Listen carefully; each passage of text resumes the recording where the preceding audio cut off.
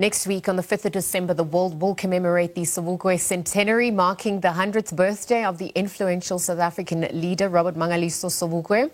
So in honor of this significant occasion, Prof. Luvuyo Dondolo will be launching his much-anticipated book. It's entitled One Race, which delves into the enduring legacy and profound impact of Sobukwe and South Africa's struggle for freedom and social justice at large. This is not just a celebration of Sobukwe's legacy, but it also is a call to action, encouraging society to engage in meaningful dialogues about race and unity. And so for more on this, Professor Dondolo now joins us to discuss further. Prof, good morning and thank you for joining us at this hour. Thank you. Thank you. Good morning. Your latest offering, One Race. Talk to us about what would have inspired you, particularly as we age closer to that 100th centenary celebration of Mangaliso.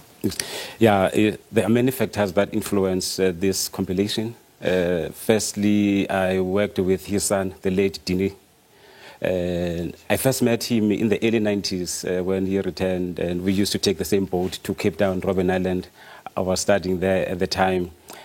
And he always shared with me the experience and how his father was misrepresented by most people, and some even didn't understand his thinking. So as a historian or come from history background, I did my own research and interviewed some people who worked with him or interacted with him. So this is a product of more than 5 years work, going to the archives, the official documents between the states, which were mainly in Afrikaans. For instance, there was what was called the Sobukwe Clause, which was passed just before his release in 1963, where the parliament will discuss every year around May how can they deal with Sobukwe, and then they extended it. So I've got all those discussions. Some are in Afrikaans and others are translated. So this has been influenced by number of factors, and mainly the archival work and also interviews. But I must say, it is different from the existing literature on Sobukwe. And let's delve into that. How does it differentiate also the pivotal juncture South Africa finds itself in? How pertinent is this book or this work in relation to our democracy? Yeah, it is, because there's no existing text that have looked at Sobukwe's philosophy or political thought. And the title One Race is influenced by his thinking, and also Peter Rabarog and many other people he worked with, because for them, they believe there's only one race, the human race, in which we all belong. So they use the ideology or the concept of one race to challenge white supremacy and coloniality and white domination. So this, the title comes from there. And it is relevant in the present, but it's completely, the concept of one race is completely different from Rainbow Nation that was promoted by Nelson Mandela and Desmond Tutu and others. So this one is more philosophical, and it's more like returning the gaze, the black oppression and the internalized racism. Hence Sobukwe promoted what we call the mental revolution, that you need to first emancipate yourself mentally so that you can be able to continue with the physical struggle. So Sobukwe was a thinker, and his ideology or thinking is not, most people are not aware about it. As I said, most of the time it's misrepresented. So it is important in this present juncture, because Sobukwe has been marginalized and continue to be isolated. Most people don't know that at the time of his death in 1978, Sobukwe was still under banished in Kimberley, under restriction. Sobukwe lost his freedom on the 21st of March 1960. Yes. Until he went to the grave, he was not a free man. Yes. And we were speaking about how his voice is still, we're still searching for, an archival memory or evidence of his voice. And as his spirit, though, is expressed through works of art, through literature, through theatre as well, how relevant do you think it is for South Africa's juncture, 30 years into our democracy, navigating these waters? Yeah. His voice is important. For instance, if you look at The Fees Must Fall in 2015, and the way Fees Must Fall has been presented, we don't present it in a continuous or in a form of continuity.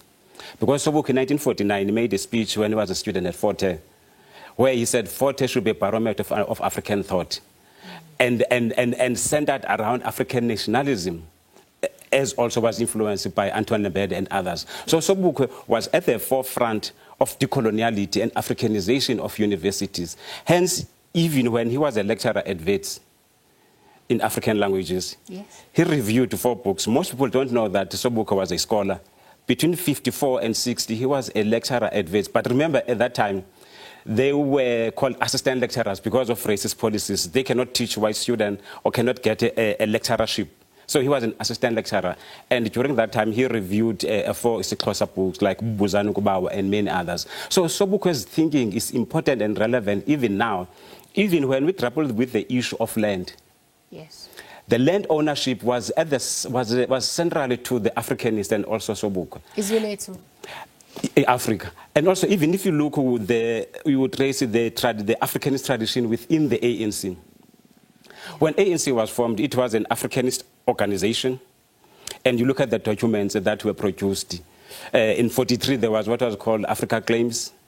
Then in 44, the ANC Youth League. And then in 49, there was the Program of Action.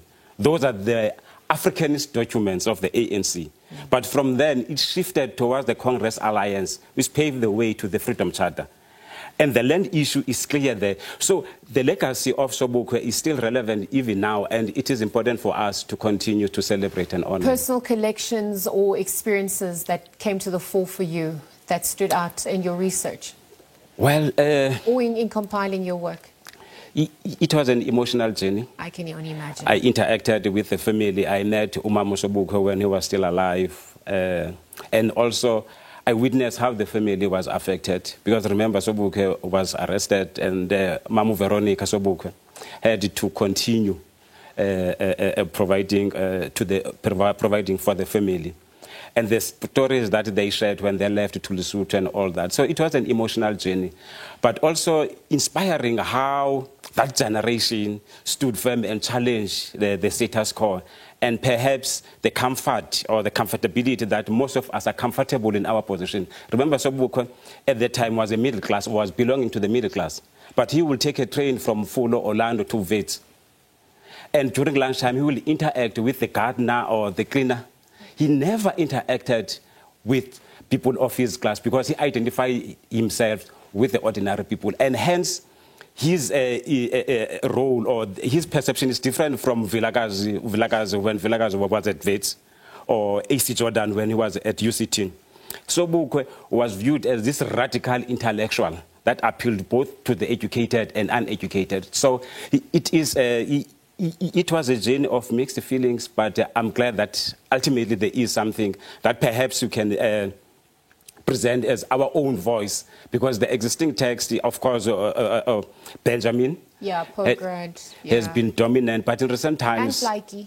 Yes, Plaatje wrote something, but hence I'm saying this one is different as compared to the existing, because it brings in Sobukwe's intellectualism or intellectual capital.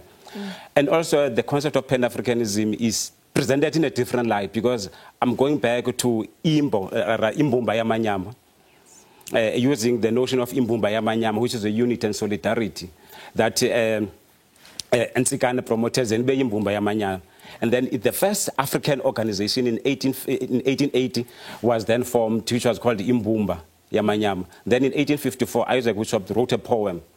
And if you look there, you will see this genealogy of Pan-Africanism. So I took that approach to locate Sobukwe. It's going to keep the conversation going through this work. Thank you for penning thoughts to paper, and thank you for joining us on the SABC at this hour and just for the 5-year work that's now culminated in this. So wishing you also all the best of luck in the promotion of your work. Professor Luvuyo Tondolo, again, joining us this morning, chatting us about One Race. It zooms into the late anti-apartheid stalwart Robert Mangaliso Sobukwe's legacy. Some fun facts as well through a different lens, given some of the other works that are out there. Again, thank you, Jane, for joining us at this hour. We'll leave that conversation there, take a quick ad break, but we'll be right back after this.